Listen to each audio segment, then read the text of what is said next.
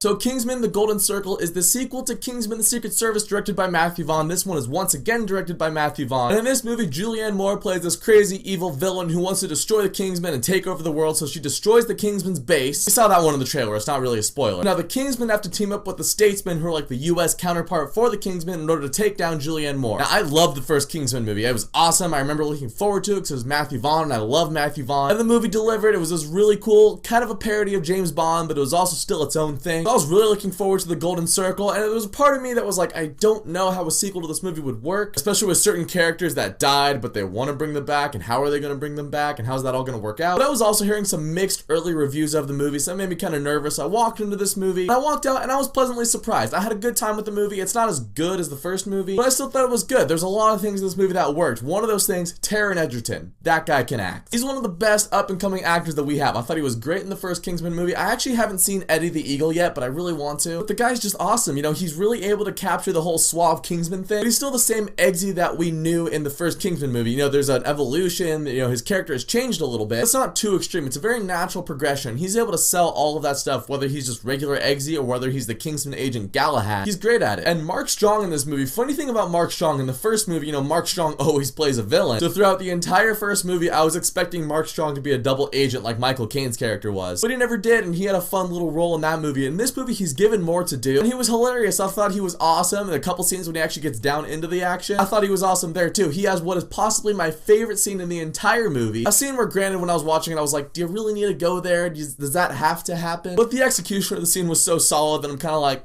okay, I can give it a pass. The rest of the cast is pretty good too. The whole Statesman thing that they have going on with like Jeff Bridges and Channing Tatum and Pedro Pascal and Halle Berry, they were all cool. Pedro Pascal was definitely the standout. Jeff Bridges and Channing Tatum are barely in it. Honestly, putting Channing Tatum in as much of the marketing as they have for this movie is like putting Mark Hamill in the marketing for the first movie. He's just not really in it that much. Some other stuff that really worked in this movie, the cinematography was really sweet. You know, the camera does that whole zoom in, zoom out thing that they do with the action in these movies. I think they might have overdone that a little bit. I remember watching the last action scene in this movie and the camera's jumping everywhere, and I was like, okay, it's a little much right now. But the cinematography of the movie was really good. I thought the score was pretty good too. They do use the music in interesting ways in this movie, like they used it in the first Kingsman movie. But there's a couple things that really do drag this movie down, and that is the pacing and the comedy. Starting out with the comedy, Julianne Moore in the movie, she's good for what she's given, but what she's given isn't really that good. She's really over the top, playing it up, and she feels like she's in a different movie. And Kingsman 1, while it was kind of a James Bond parody, was still its own thing. This one is still its own thing, but they really ham up the parody stuff. Some of the stuff they have to do on their missions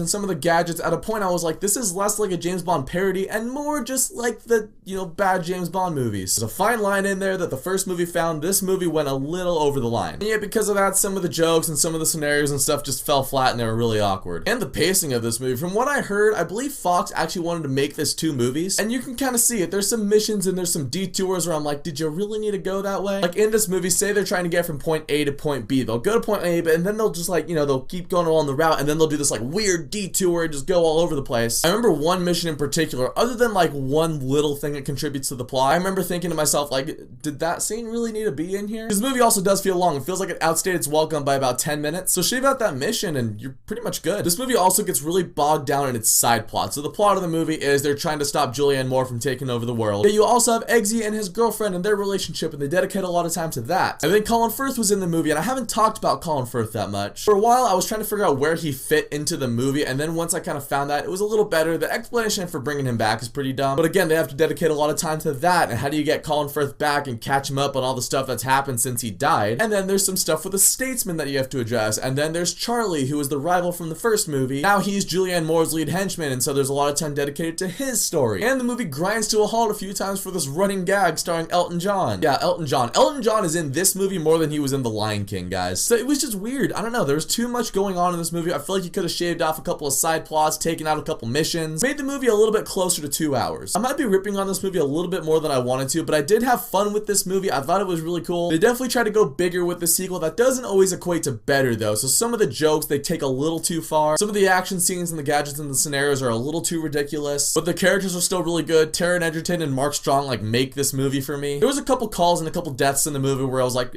do we need that? Does it need to go there? So I don't know, some plot stuff that kind of rubbed me the wrong way, some comedy that didn't work, some pacing that didn't work, but I still found a lot of fun with Kingsman: The Golden Circle. I think if you liked the first movie that you're gonna like this one as well, and this is a movie that I think I'd have fun watching again, so that's something. So if you guys have seen Kingsman: The Golden Circle, let me know what you think of it down in the comments, and thank you so much for watching this video. If you guys liked it, you can click subscribe and check out some of my other videos, and I'll catch you guys next time.